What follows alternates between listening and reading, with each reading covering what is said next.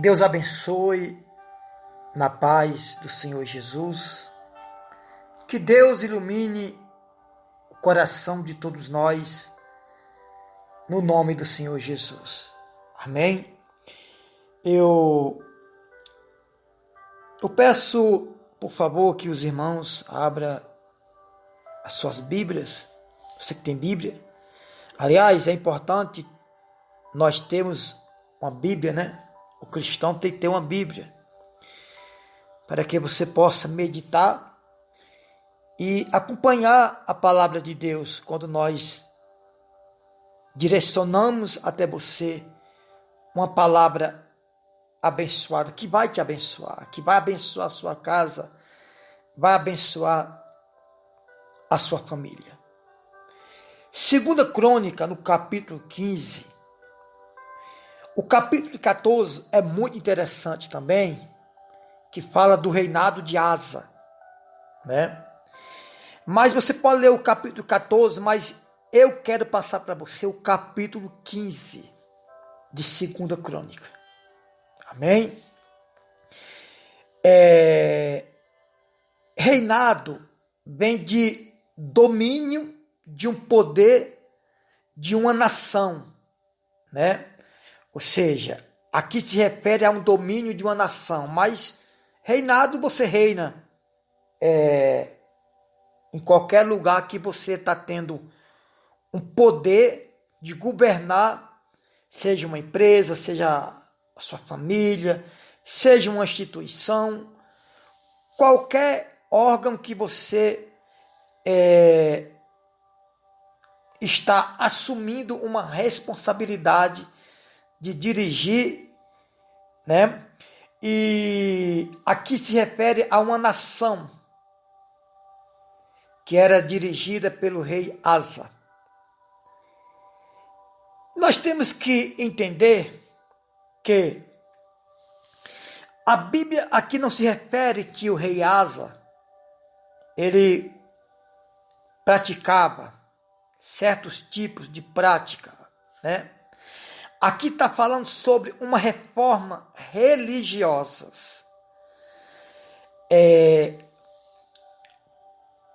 Uma reforma religiosa, naturalmente, está dizendo tudo, uma reforma. Por quê? Porque, naturalmente, o rei Asa, ele percebeu que tinha muitas coisas que se tratava de uma religião, de uns costumes, mas não se tratava de um segmento diante de Deus. Ou seja, de repente eles e a nação seguia uma religião, costumes, mas às vezes não seguia os princípios de Deus. Por isso é muito importante você ler o capítulo 14 e o capítulo 15. Você pode ler esses dois capítulos. Mas eu vou ler o capítulo 15, que fala as reformas religiosas de Asa. Então diz assim a palavra de Deus para aquele povo de Judá, para aquele povo que estava no meio daquela nação. O rei Asa, ele deu ouvido ao profeta, né? Azarias, filho de Odede. Diz assim, ó: veio o Espírito de Deus sobre Azarias, filho de Odede. Este saiu ao encontro de Asa e lhe disse: ouve-me, Asa, e todo Judá e Benjamim. O Senhor está convosco, enquanto vós estáis com ele. Se o buscardes, ele se deixará achar. Porém, se deixardes, vos deixará. Eu quero dizer para vocês que Eu vejo muitas pessoas dizendo assim, o Senhor nunca nos abandona. Peraí, eu não acredito nessa palavra. Eu não acredito. Deus nunca nos abandona. Preste atenção. Deus, ele nunca nos abandona, irmão. Quando nós reconhecemos a soberania de Deus em nossas vidas. Deus, ele nunca nos abandona, mesmo você estando no erro. Deus não vai te abandonar você estando no erro. Desde que você está no erro e queira se consertar. E queira mudar e tomar um novo rumo da sua vida. Você pode ser o pior homem, a pior mulher desse mundo. Se você quer uma mudança no seu caminho, Deus, ele jamais vai te abandonar. Porque eu vou falar um português aqui um pouco correto, né? Aliás, muito correto, mas um pouco a linguagem que as pessoas falam. Murro em ponta de faca. Ou seja, Deus, ele investe. Aliás, Deus só investiu em pessoas desacreditadas. Deus só investiu em pessoas desacreditadas. Só que quando Deus investiu nas pessoas desacreditadas, é porque aquelas pessoas desacreditadas, que ninguém acreditava nela ou nelas, quiseram uma mudança de vida e tomar um novo rumo. Amém? Então esse negócio, Deus nunca abandona, isso não é verdade. Até porque a palavra lá no Novo Testamento diz que nós temos que tomar cuidado para que nós já não esteja reprovado diante de Deus. Então, olha o que Azarias falou para Asa, rei de Judá. Este saiu ao encontro de Asa, ele disse, ouve-me, Asa, e todo Judá e Benjamim. O Senhor está convosco enquanto vós estáis com ele. Se buscardes, ele deixará achar. Porém, se deixardes, vos deixará. Israel esteve por muito tempo sem o verdadeiro Deus e sem sacerdote que o ensinasse e sem lei. Israel esteve por muito tempo sem o verdadeiro Deus e sem sacerdote que ensinasse. Acredito no poder do ensinamento.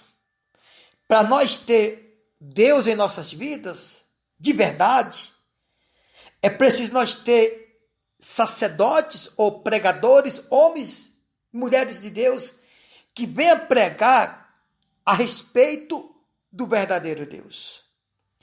Porque Israel esteve por muito tempo sem sacerdote e sem Deus e sem a lei de Deus. Mas, escute bem, mas quando na angústia eles se voltaram para o Senhor Deus de Israel e o buscaram, foi por ele achado. Mas quando na angústia eles voltaram ao Senhor Deus de Israel e o buscaram, foi por eles achado. Então, quando nós somos sinceros de coração e buscamos Deus de coração mesmo, Deus se deixa ser achado por nós. Oh, maravilha é a gente encontrar Deus, né? Então, Deus, ele chega a um certo ponto que Deus realmente abandona o homem. De repente você nunca escutou isso, mas não podemos mentir. Aquela pessoa que vive no erro o tempo inteiro, sabendo que está errado, e para ele está tudo certo. Não quer uma mudança. Não quer tomar um novo rumo.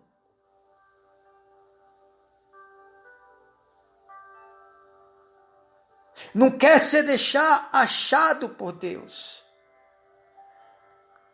Você pode ser o pior, você pode se sentir o pior dos homens, as piores das mulheres. Mas se você reconhecer os seus pecados, os seus erros, naturalmente Deus vai se deixar achar.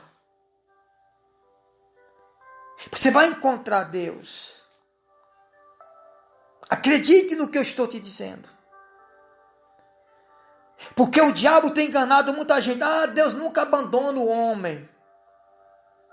A Bíblia diz aqui que Deus está comigo enquanto eu estou com Ele.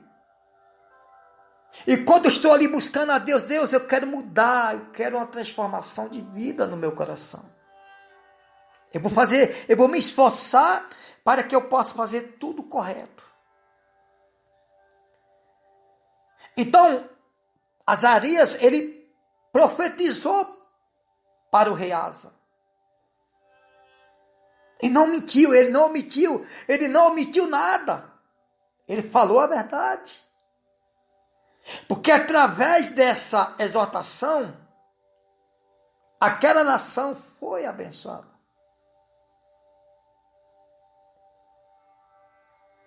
Mas quando na angústia, versículo 4, eles voltaram ao Senhor, Deus de Israel, e o buscaram, foi por eles achado. Naqueles tempos não havia paz, nem para os que saíam e nem para os que entravam, mas muitas perturbações sobre todos os habitantes daquela terra. Porque nação contra nação, cidade contra cidade, se despedaçavam, pois Deus os conturbou com toda sorte de angústia. Nação contra nação, cidade contra cidade, despedaçavam, pois Deus conturbou com toda sorte de angústia. Mas sede forte e não desfaleça, não desanime, não desista. As vossas mãos, não desfaleça as vossas mãos, não desista, porque a vossa obra terá recompensa. Amém? Graças a Deus. Mas sede forte e não desfaleça as vossas mãos. Não desfaleça as vossas mãos. Quando fala não desfaleça as vossas mãos, não é apenas as mãos físicas. Não desanime. Não desista de lutar, de permanecer, de buscar o Senhor.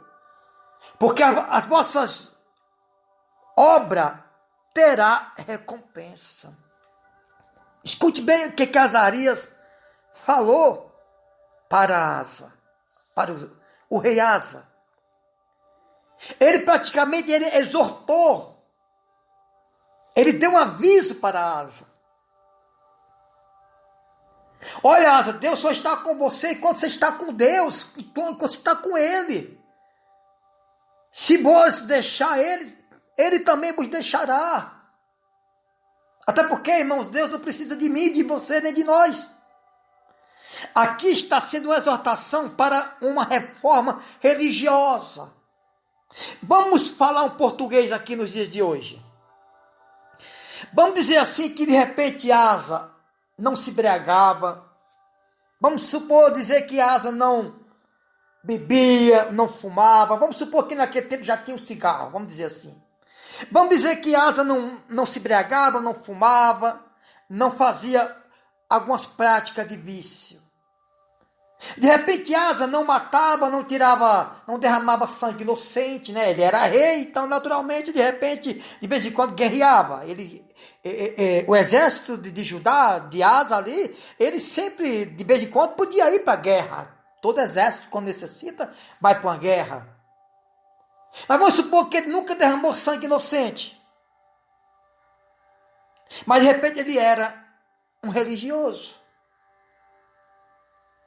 De repente ele não se embriagava, ele não usava algum tipo de vício. Mas ele era um idólatra, vamos dizer assim. Ele adorava outros deuses, além do nosso Deus Altíssimo. De repente ele colocava ali uma imagem de escultura, ali onde ele dobrava o joelho, fazia suas preces. E para quem não sabe, a idolatria, a religião, ela é vista por Deus como um adultério espiritual. Tem muitas pessoas que não se embriagam, não usam droga, não fumam. Tem umas que não se prostituem, não traem marido, não traem esposa, mas são idólatras, ou seja, trai a Deus com adultério espiritual.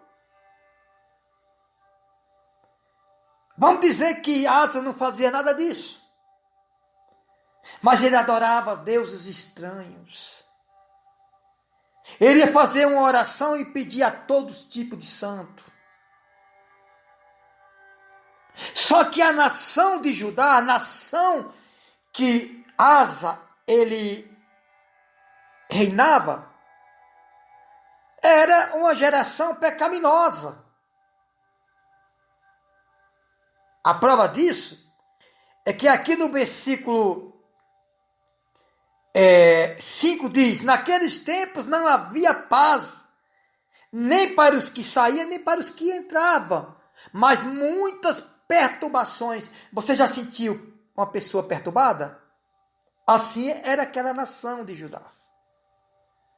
Muitas perturbações sobre todos os habitantes daquelas terras. Porque nação contra nação, cidade contra cidade se despedaçava, pois Deus o conturbou com toda sorte de angústia. Aqui não está falando que foi o diabo, está falando que aqui conturbou, foi Deus, né? E isso ainda vale para hoje, irmão, quando nós desagradamos os princípios do nosso Deus.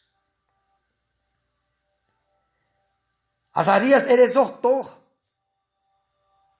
e disse: mas sede forte e não desfaleça as vossas mãos, porque a vossa obra terá recompensa. Aqui no versículo 8 diz: ouvindo, pois, Asa estas palavras e a profecia do profeta, filho de Oded, cobrou ânimo e lançou as abominações fora de toda a terra de Judá e de Benjamim. Então escute bem. Quando Asa escutou a profecia de Azarias, filho de Oded, o profeta, a palavra do Senhor diz aqui no versículo 8 que ele cobrou ânimo. Ou seja, se ele cobrou ânimo, é porque ele estava desanimado. Ele estava desanimado, desacreditado. A nação, o seu povo, a sua nação estava conturbada. Estava angustiada. Estava perturbado, está aqui na palavra de Deus. Mas quando ele ouviu, pois, as palavras e a profecia do profeta, filho de Oded, cobrou ânimo e lançou as abominações fora de toda a terra de Judá e de Benjamim, como também das cidades que tomaram na região montanhosa de Efraim. E renovou o altar do Senhor que estava diante do pórtico do Senhor. Renovou o altar. Renovou o altar. Ou seja, renovou o altar. Naturalmente, o altar daquela cidade de Judá, dos templos, estava em ruína, porque estava em pecado. Repito, de repente, Asa não fazia nada, não praticava nenhum ato de vício, de repente. E nem de maldade, de repente. Mas tinha muita idolatria. E quando ele ouviu a profecia de Azarias, ele cobrou ânimo e lançou fora todas as coisas abomináveis, imagens de escultura, objetos, né? Hoje tem muitas pessoas que usam objetos, né, dentro da igreja, seja da católica, seja da muitas igrejas evangélicas, usa todo tipo, né, de objeto aqui e dali, é abominações diante de Deus. Além dos pecados grossos, né, adultério, prostituição, roubo, furto, vício, embriaguez. Além disso. Mas para mim ser uma pessoa devota a deuses estranhos, que não é o nosso Deus, não precisa fazer nada disso. Apenas adorar deuses, fazer petição a santo A, santo B, santo D, santo C, que não seja Deus. Então, quando Asa cobrou ânimo e lançou fora a idolatria, as imagens de escultura, as coisas abomináveis, as coisas começou a se encaixar no seu devido lugar. Aqui no versículo 9, quando diz, aqui no 8, ouvindo Asa essas palavras do profeta, filho de Oded, cobrou ânimo e lançou as abominações fora de toda a terra de Judá e de Benjamim, como também das cidades que tomaram na região montanhosa de Efraim. E renovou o altar. Esse altar, irmão, vamos dizer hoje que é o altar que Deus habita. Qual é o altar que Deus habita hoje? De verdade, o nosso coração, a nossa mente, os nossos desejos, nossos sentimentos. Esse é o verdadeiro altar que nós temos que fazer uma reforma. Porque nós fazendo uma reforma no altar do nosso coração, o altar do templo, nós vamos renovar, Deus vai renovar através da nossa santidade. Versículo 9. Congregou todo Judá e Benjamim, e também os de Efraim e de Manassés, e Simeão, que morava no seu meio, porque muitos de Israel desertaram para ele, vendo que o Senhor seu Deus era com ele. Congregou todo Judá e Benjamim, e também os de Efraim, Manassés e Simeão, que morava no seu meio, porque muitos de Israel desertaram para ele. Ou seja, se voltaram, né? Naturalmente, deixaram ele sozinho. E depois que viram as coisas se encaixar no seu devido lugar, todo aquele povo se voltaram.